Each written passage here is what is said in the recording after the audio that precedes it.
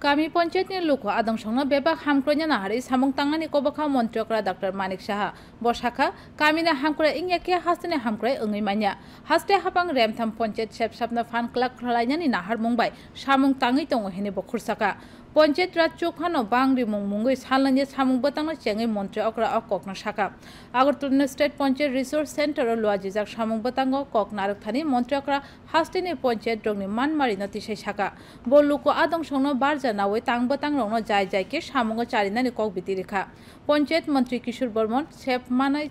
Chong Thani Hozak Tongna Bagai Luko Adang Songni Phaising Kobokha Joto Ward ni Baksa Hamkranyo Khoboi Kuduk Jorane Wanchuk Tang Tui Samung Tangani Boshaka Mantri Pandawo Ponchet Bediner Sachib Abhishek Singh Koknarakha যদি সরকারের ব্যবস্থা সেটা যদি শক্তিশালী হয়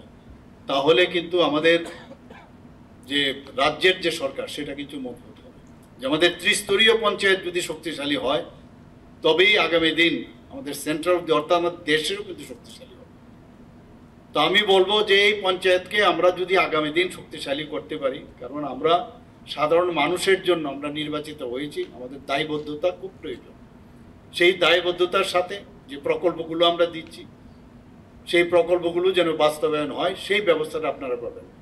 একটা পঞ্চায়েতের কাজকর্মের ভিত্তিতেই আমাদের গ্রামীণ মানুষ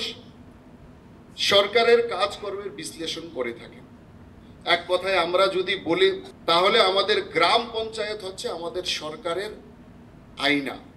আপনাদের দায়িত্ব বা নির্বাচিত প্রতিনিধি হিসাবে আপনারা হচ্ছেন জনগণের বিশ্বাস